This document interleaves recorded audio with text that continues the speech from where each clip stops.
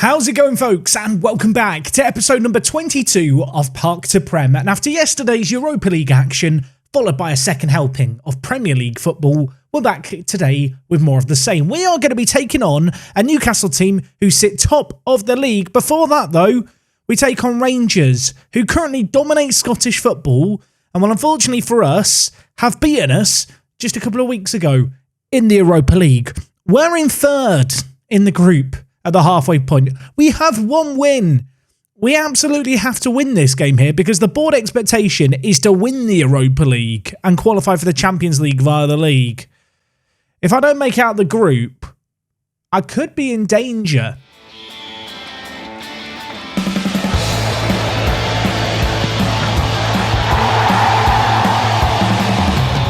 Yes, folks, how is it going? And welcome back to Park to Prem. We've already done an intro, but we'll do another intro, two for the price of one. And well, we've got that when it comes to matches today. Since we were last here, lots of football played. You can see here the manager performance currently a B-. So at least right now, my job's safe. I have this terrible feeling in my gut and my stomach. I don't know why. I just feel like this is going to end with me being sacked at Palace. Like, no matter how successful I am, I feel like the bar is just continually raised. And I am starting to feel the pressure a little bit. We talked about the Europa League group.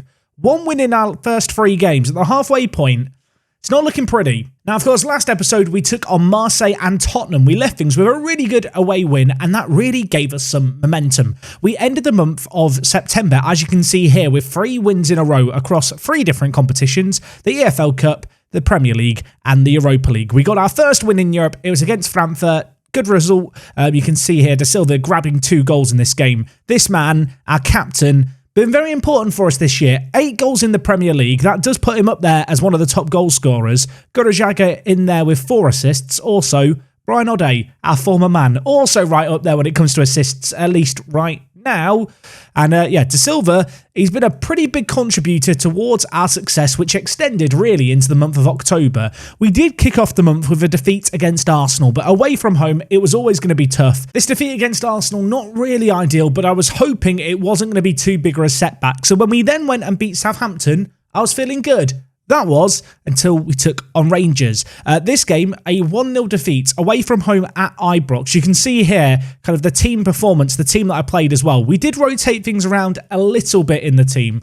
That's kind of necessary just with the sheer quantity of fixtures we've got going on right now. They scored early. We just couldn't respond. We just couldn't get a goal, unfortunately. But from there, we have got a few good results. Whilst we've not won every one of these games, the likes of Manchester City and Chelsea, tricky games to end the month of October. We got a draw and a win, scoring 2 goals in each of these. Most recently, the win against Chelsea, secured after a Bjorn goal, and also Jacob Middleby getting on the score sheet. So, as much as I'm criticising his goal scoring, he did get one here. It ended up being the winner against Chelsea. We did also dispatch of Brentford in the EFL Cup.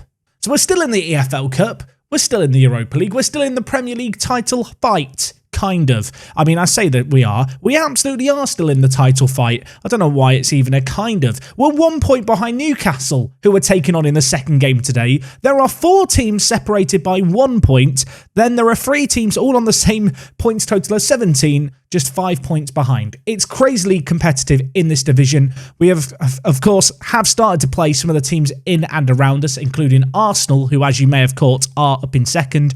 The likes of Manchester United and Liverpool do loom on the horizon, and a result against Newcastle, who are currently top, it would put us in good stead. If we get 2 wins today, I'll start feeling really, really good. And to be fair, I do feel pretty good on the whole with how we're doing. Goal scoring wise, the goals are flowing. We've scored 23. We have also only conceded 10, which, I mean, that's not that bad. 10 goals conceded in 10 games.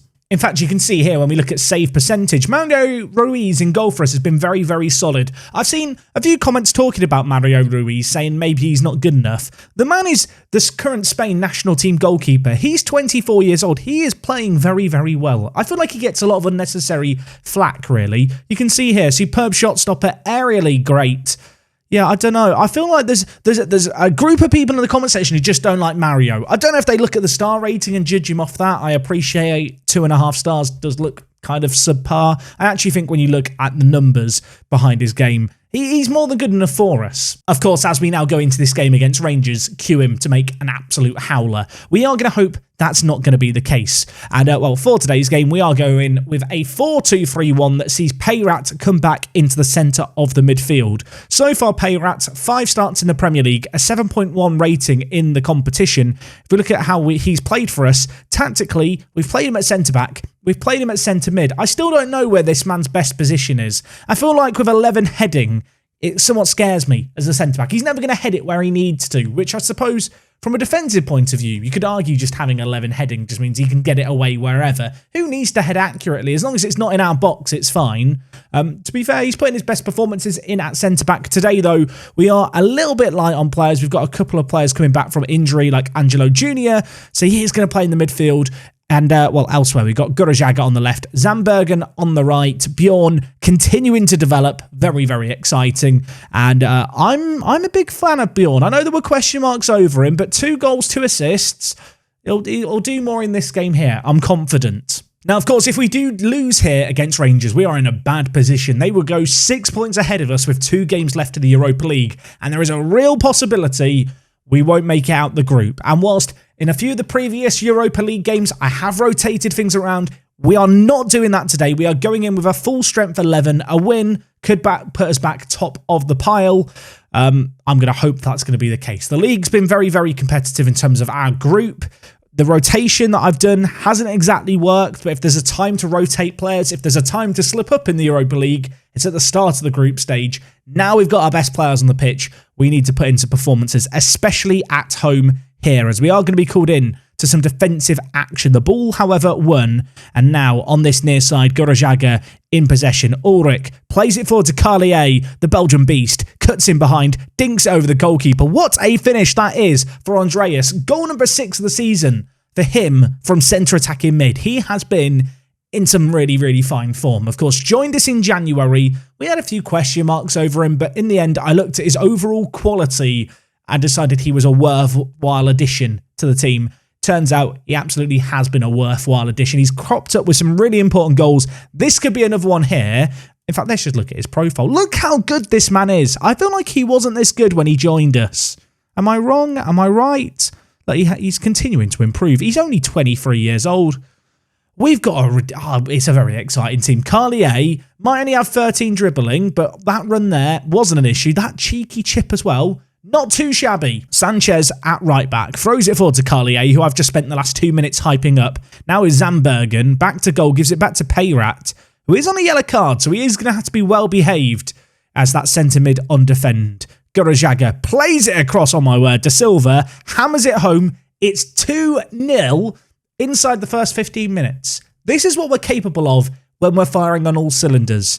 Unfortunately for us, we've not been firing on all cylinders all that much this year.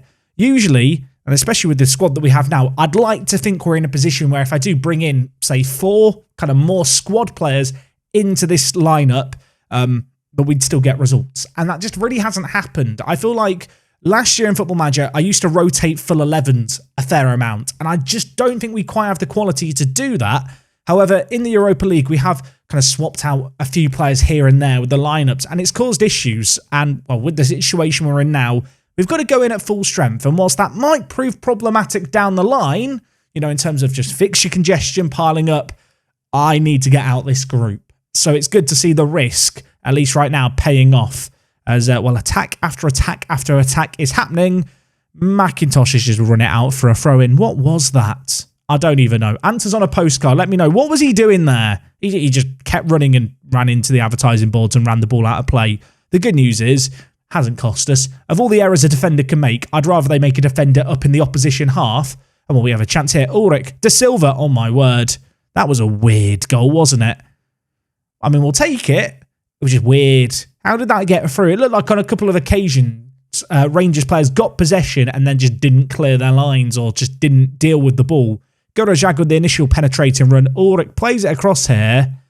And Aguiar, number 2, came out number 2 in that challenge. Didn't get the ball. De Silva gets his second of the game. And we're in a good position. I've just noticed in the other game, Marseille are losing 1-0 to Frankfurt as things stand. That could mean that at the 4-game mark in our group, every single team has won 2 and lost 2. It could be an absolute mess if it continues like this. I don't think goal difference is necessarily a factor because it goes down to head-to-head. So ultimately, a nice convincing win here would be good. I don't believe it's the be-all or end-all, though. Unless, I don't know. I mean, what happens if every single team wins 3 and loses 3? What do we do then? Have they planned for that possibility? You can see here, 4 matches played, everyone's on 6 points. It's an absolute mess. Of course, no, my look, Marseille will now pull it back, and this whole scenario just won't pan out, as oh my word. Carlier hits the woodwork, Bjorn gets the rebound. It's a scrappy goal. I don't think that goal needs a replay to be shown, does it? You don't need to see that again. But we will watch it again. How did this go in? De Silva lays it inside to Carlier. It's 4-0 after 39 minutes. This is why we're only 1 point away from Newcastle. I feel like we didn't show our best kind of performance against Marseille last episode. And in fact, in a few Europa League and League games, we've not shown our best performances. The good news, as far as I'm concerned, is in this game here, we've been bloody brilliant. Into this second half we go, and well, an early chance perhaps. Ball whipped in, cleared away. Portillo now bringing the ball forward for Rangers. Carlier makes an absolutely humongous tackle. And now we're going to look to build from the back. Ruiz switching over to De Silva, who is on for the hat-trick, if I'm not mistaken. I would like him to get it. Equally, he's the kind of player who I feel like maybe I need to protect a little bit. I don't want him getting injured because he's been rather important to how we play. However, I mean, I was about to say, if Rangers get one back, do I need to panic? I don't need to panic just yet. They've hit the woodwork. Johnson to take a big goal kick forward here. Hadji under it. Oh my word. What is the defending going on there? So I have just made a triple change. Angelo Jr., Aboubakari and Fofana coming into the team. Jr. coming back from injury, needs some squad fitness. Fofana this year, of course, was a bit of a standout man when we signed him last year to play right back. But with Sanchez coming in, he's not featured as much. But I do feel like he's a useful squad player to have. And, well, he might need to do some defensive helping. I say that. The ball didn't even come in his direction. It's 4-1. I mean, maybe I'm going to regret shaking up the back four. I feel like usually I don't like to touch the defence, but I don't know. McIntosh was on a booking, struggling a little bit for fitness. Fofana needs some match fitness, needs some game time. I am conscious that we've got lots of players with expectations of first-team football that I do need to juggle. I need to share the minutes around. It's kind of what we're attempting to do here. What I will say is I don't love it when I sub on 2 centre mids and their body language for both of them is just complacent. That, you know what? That is when the green smiley happy faces go too far. We are, however, on the attack. I'd like a 5th. Gurajaga plays it across De Silva. Hat-trick hero. Gets his 3rd. The easiest finish, I think, of the lot.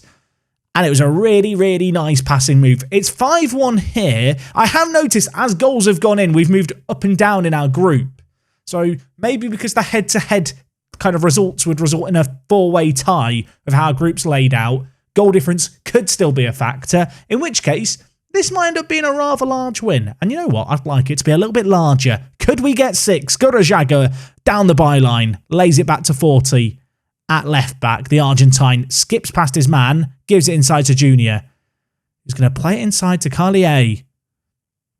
Gurajaga. Bjorn. It's lovely. If there's end product here, could be a goal of the season contender. How about that? Oh my word. That was sexy. That was beautiful. I enjoyed it quite a lot. Let's watch the replay on this. The ball knocked around. So many players in our team getting a touch of the ball here. Bjorn's ball through to Sanchez was superb. The run by Sanchez timed to perfection. Gurajaga stays onside, gets in the right position, tucks it away, makes it 6-1. And, well, it's not a tennis game, but that is game, set, and match now. And, well, with that, the full-time whistle goes. A 6-1 win. And now I need to rest everyone. We've got Newcastle in like 3 days' time. I kind of want to play the same 11 in that game there. You can see elsewhere, Frankfurt just won 3-0 away against Marseille, which leaves us in a 4-way tie with everyone on 6 points. And then it does go to a head-to-head league, and because obviously everyone has the same head-to-head records, goal difference is then the factor, which is why we're top. This group's a mess. There's 2 games left. We're just going to try and win them both and keep it simple. But you know what? That's not a problem for me to deal with right now. The Europa League can wait for tomorrow. Today, we've got to deal with a Newcastle United team. They are up in 3 days' time. It's going to be a big game at Selhurst Park. Let's hope we can go and score another 6. It's probably not going to happen. But with a win here, we could go top of the league, folks. Okay, so no messing around, straight into this Newcastle match. I feel like we're at that point in the Football Manager season. I don't know if you guys relate to this. You're going to get to November and you've had the transfer window closed. You've had a couple of months of just kind of figuring out the team. You kind of know where you're going and it just feels like it's match. There's not as much to do, I suppose, in between. Especially with our current side, I don't feel desperate to add a whole load of new signings. This is the team that played the last game. I'm kind of tempted to bring Junior back into the team just because his fitness level is getting there. But does Payrat deserve to be dropped? I don't think Payrat deserves to be dropped. I'm going to play him again in this game. He played well for us, I think, against Chelsea it was, where he really held down the fort. Elsewhere, Lozano, the youngster, has unfortunately picked up an injury, so he's not going to be available. But you know what?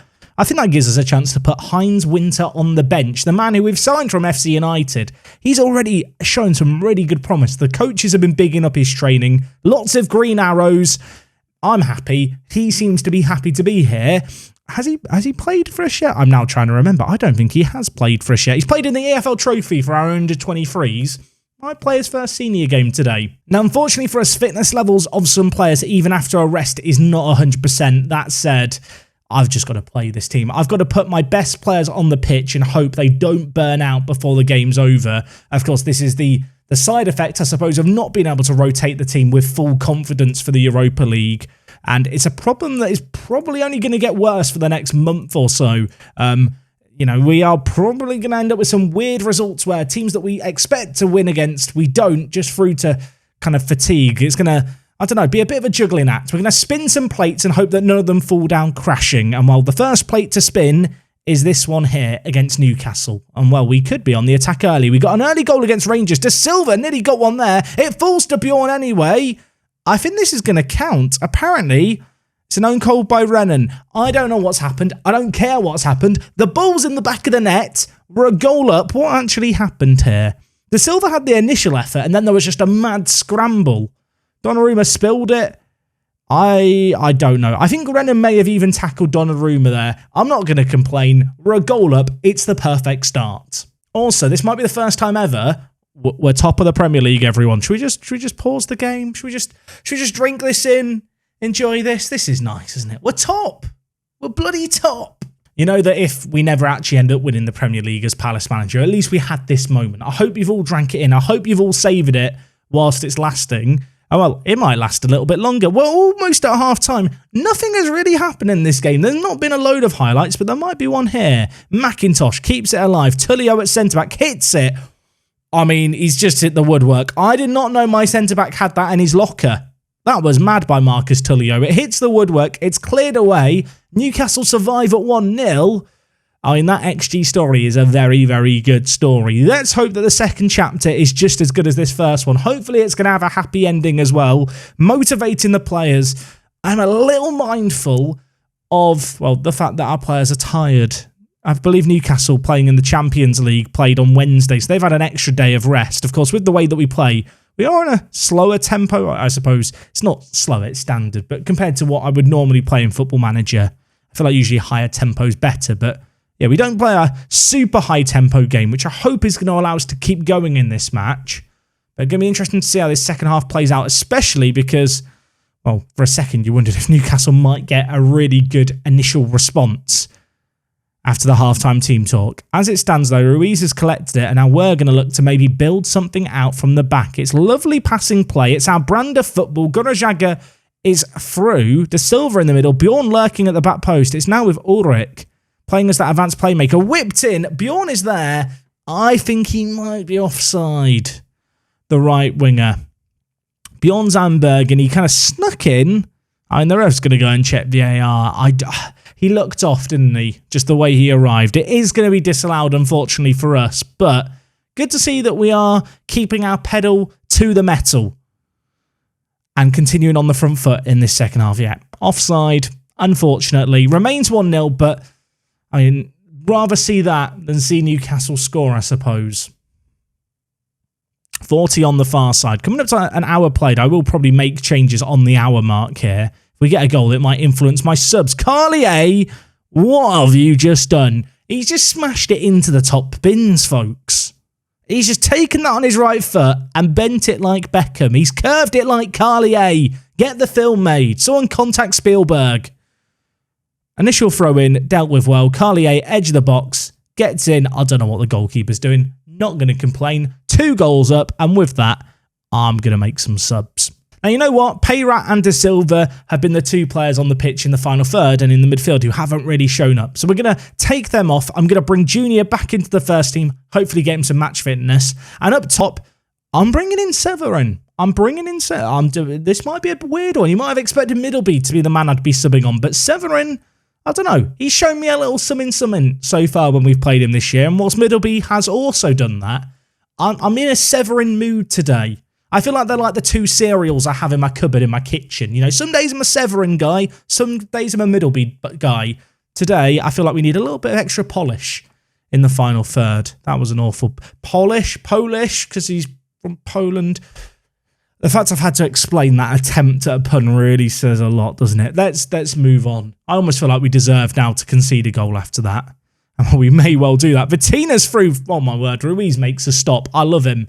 His shot stopping is super standout, especially in one-on-ones. Great save there. You can see there are lots of red hearts. There's lots of tired legs. Let's just slow down the play a little bit. We can chill out now, lads. We can chill out. We can relax. We have this possession style of play that we like to, use on the football pitch where we just knock it around with patience. We probe around. We don't dribble at teams too much. And I feel like now we can just manage our, 8 minutes of the game that are left. Bjorn on a knock scares me. I might have to take him off. If we get a third goal, I definitely will take him off. We may even have a chance here. Severin skips past his man. 1-on-1. Is it a Severin day? Maybe I shouldn't have brought him on. 3 minutes left. I've left on Bjorn just because there's so little time left and I feel like his influence on the pitch could still be felt, as could Carlier's. Oh my word, Donnarumma makes a great stop. 1-on-1, Carlier should have scored it. Severin then has an effort from the edge of the box that's blocked, but I don't think it's going to matter. We're still going to win this game 2-0. Convincing display. We completely shut down Newcastle United. Well, we looked at our goals scored and our goals against at the start of the episode. Really nice to keep a clean sheet here against a pretty potent Newcastle attack. That's not something we've done nearly enough this year. Elsewhere, Arsenal just lost 1-0 to Tottenham. So shout out to Tottenham. They've done us a favour. Chelsea winning and Everton drawing against Sheffield United. Sheffield United, if I'm not mistaken, beat Newcastle very recently. So they are kind of a team on the up. Sheffield United, what did they do? Yeah, they beat Newcastle 3-0. And they also lost to us 3-1. But you know what? Sheffield United, one of my favourite teams. They did us a favour previously. They've done us another favour here, as we've seen more points dropped by Everton on this occasion. I mean, when you look at that league table, it feels pretty good right now. And before we go, just a little update on Bjorn. He is going to be out for about 2 weeks. So not ideal, but definitely manageable on the injury front. Anyway, folks, we're going to wrap things up there for today. I hope you've enjoyed this doubleheader. 2 really good results. We needed those, especially that Europa League game. Things could be saucy come the final day of the Europa League. We have Marseille in that game, and it precedes a game against Liverpool. I have a sneaking suspicion. I know when we might be back next time, those could be 2 pretty big games for us. Liverpool currently second in the lead. In the league. They won the title last year. They're looking to defend it. They've got that man Erling Haaland. He scares me. Hopefully we can shut him down tomorrow. I feel like at this point you all get deja vu, but let me just remind you, if you've got to the end of the video and you've enjoyed it, do hit the like button. Feed the algorithm. It really does help out. And besides that, go and enjoy the rest of your Thursday. We're back tomorrow and more. I'll see you guys then. And until next time, it is me, Jack, and I'll talk to you guys in a bit. I'm out.